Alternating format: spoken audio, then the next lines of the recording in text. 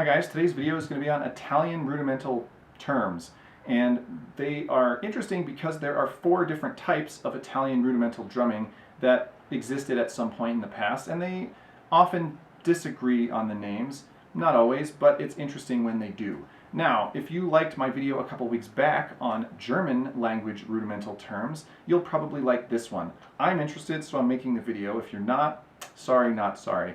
All the types of drumming mentioned in this video and in the last one will be in my book, Rudimental Grand Tour, which is coming out in November from Mel Bay. So you can check these things out. You'll see the notation and some examples of actual music that you can play, and you'll see lists of books and stuff that will talk about this in more detail. So stay tuned for that. But today we're going to talk about the Sardinian / Kingdom of Italy style of rudimental drumming, the Epireadian or style from Ivrea, Italy, the Sicilian style of drumming from the Kingdom of the Two Sicilies, because yes, there's of course more than one Sicily, and the Austrian-Italian style, which was in the north, of course bordering Austria. They controlled some parts of Italy at some point, but those people still spoke Italian, hence the rudiment names. So none of these rudimental cultures had a huge list of rudiments. Like the Sardinian / Italian version only had 11 rudiments total all time. I think Sicilians only really ever named about 7 rudiments. So these lists are small,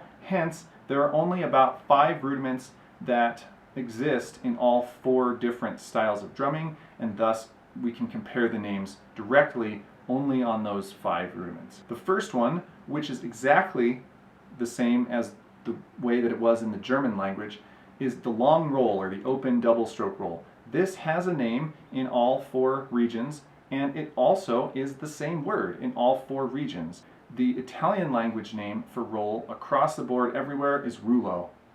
That's it. No variation, which is kind of cool.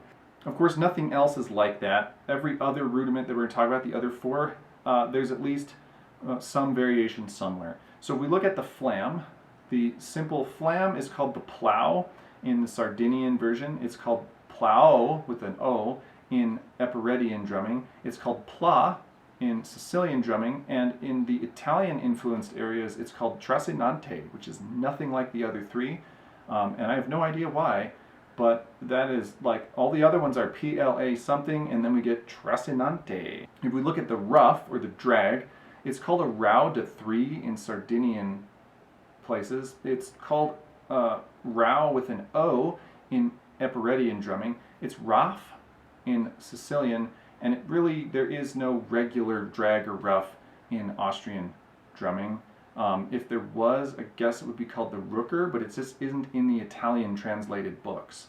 So maybe they also called it the rooker. That would be very different from the other 3 though. Okay. The charge stroke, which is kind of like an open flam, a wider version of the flam, that was called a trow in sort of Sardinian Italian, and it really doesn't exist in the Epireadian or in Ivrea version of drumming.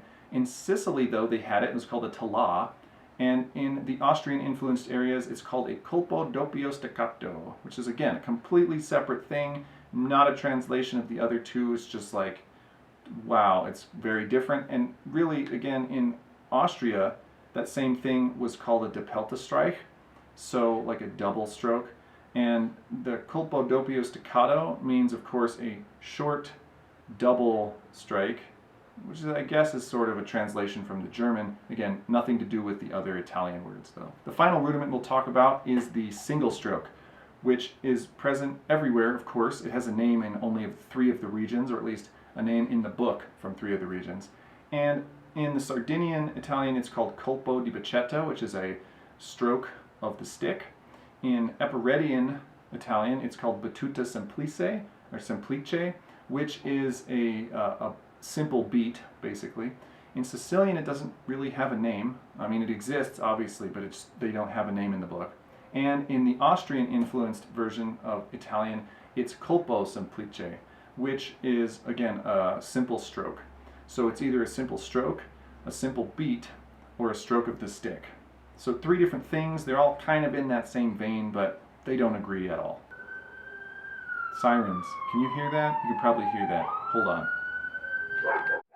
So when we think about this, there's some interesting things we can talk about. Epireadian drumming comes from Ivrea, Italy, which is in the Piedmont region, and it is The drumming is a civilian style for the carnival that they throw every year. And there's carnival drumming from a whole bunch of places in Europe, and of course it's not the same, but it's also never the same exactly as the drumming from the military traditions of those same countries and regions. So this is exactly like that. It's different than the military drumming around it because it's a civilian style for this celebration that they do.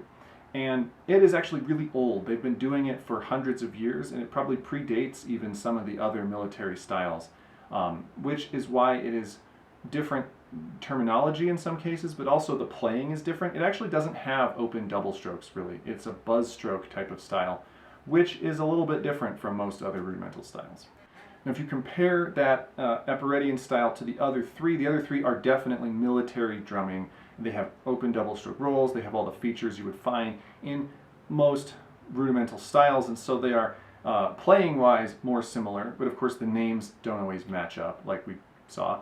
So the Sardinian version of the drumming is really probably the next oldest. The Kingdom of Sardinia had it as far back as into the 1700s, maybe even earlier.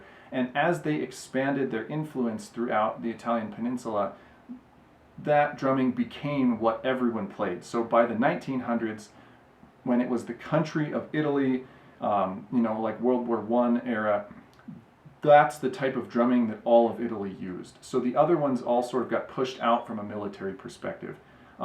Except, of course, the Epiready drumming was still happening because it's a civilian thing. Now, the Sicilian drumming comes from the Kingdom of the Two Sicilies, which is, again, sort of a weird thing to think about. It was the island of Sicily and then Naples. The Kingdom of Naples was also called the Kingdom of Sicily sometimes. And so that all was a different style of drumming, and that Kingdom of the Two Sicilies only existed for a short period of time. And they had their own drumming, and they call it a different thing because Sicilian Italian is actually a little bit different. It's like a different dialect than regular other Italian. And so the names are going to be different.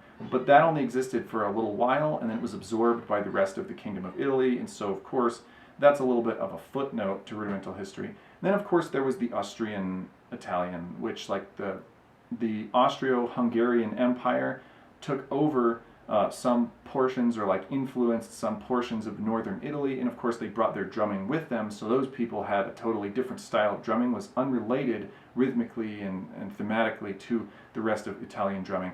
But of course they just translated all the Austrian books into Italian, and they just translated the names with them. So most of the rudiments actually aren't the same rudiments. There are only a few, there's really only like 4 rudiments that are played anywhere else in Italy because the Austrians had their own thing going on.